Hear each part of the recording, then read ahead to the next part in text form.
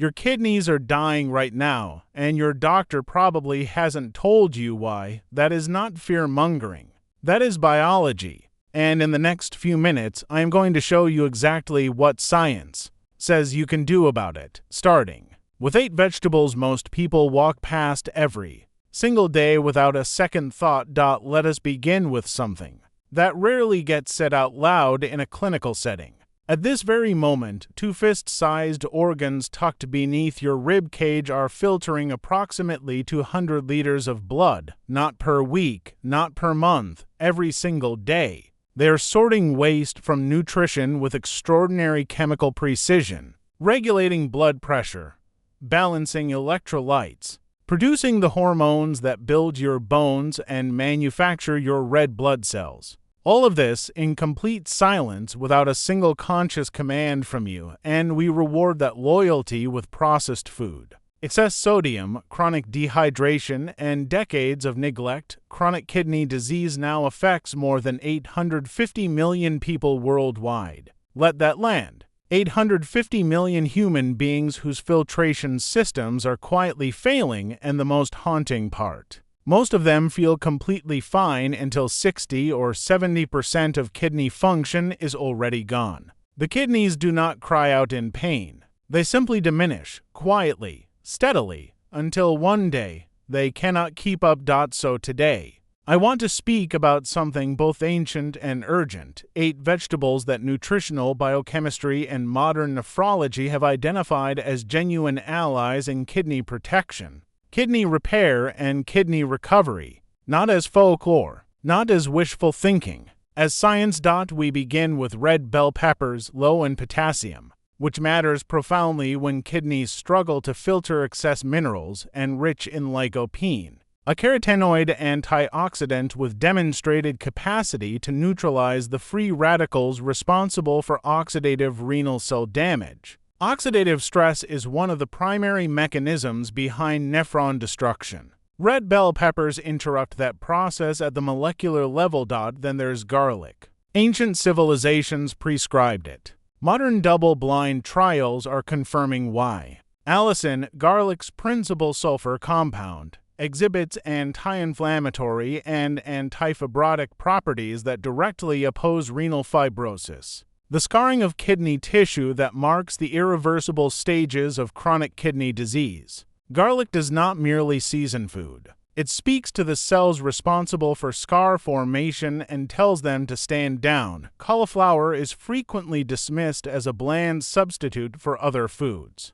but its indoles and glucosinolates actively support hepatic detoxification pathways, and here is something nephrology rarely explains to patients. When kidneys are under stress, the liver must compensate. These 2 organs are in constant biochemical dialogue. Strengthen one, and you relieve the burden on the other. Consider cabbage, its phytochemicals, including kaempferol, quercetin, and sulforaphane, have demonstrated the ability to reduce interleukin-6 and tumor necrosis factor alpha, the exact inflammatory cytokines that progressively destroy nephrons. You have approximately 1 million nephrons in each kidney. They do not regenerate. Once lost, they are gone permanently. What you eat today determines how many remain tomorrow.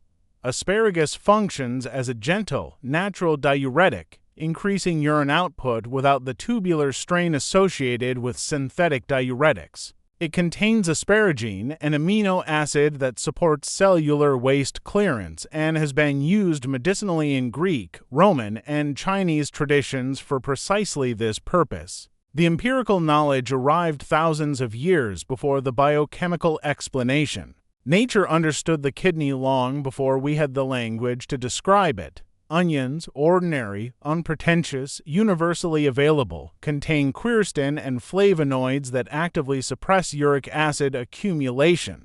Elevated uric acid is one of the most common and most overlooked drivers of both kidney stones and tubulointerstitial nephritis, a painful inflammatory condition within the kidney's inner architecture. Quercetin has also demonstrated, in controlled studies, a protective effect against cisplatin-induced nephrotoxicity, offering a potential layer of renal protection. For cancer patients undergoing chemotherapy, radishes, work through a different and underappreciated pathway. They stimulate bile production, support the breakdown of stagnant red blood cells, and carry documented antifungal and anti-inflammatory properties. Animal model studies have measured statistically significant reductions in markers of nephrotoxicity following radish extract administration.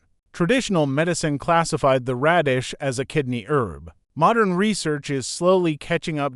And finally, the one that surprises people most, dandelion greens. The weed you pull from your garden, rich in potassium, iron, and vitamins C and K. Dandelion's most remarkable property is its potassium-sparing diuretic effect. It promotes urine production without depleting the very electrolyte the kidneys work hardest to preserve. Clinical studies have recorded measurable increases in urination frequency and volume within 5 hours of consumption. That is not anecdote. That is pharmacokinetics from a plant most people consider a nuisance. Now I want to close with something that I believe matters as much as any compound or cytokine I have mentioned today. We have spent centuries treating the human body as a machine, something to be repaired when broken, optimized when possible, and otherwise ignored. But the body is not a machine. It is an ecosystem. The kidney does not exist in isolation from what you eat, how you rest, how you breathe, how you live. Food is not merely fuel. It is information. Every molecule you consume is a biological signal, either one of restoration or one of damage. These 8 vegetables will not replace nephrology. They will not substitute for your physician's guidance or your prescribed treatment, but they represent something that medicine sometimes forgets to say out loud, that the body already possesses a profound intelligence, oriented toward healing, and our deepest responsibility is simply to stop working against it. Your kidneys have been faithful to you since before your first breath. It is time to return the favor. Thank you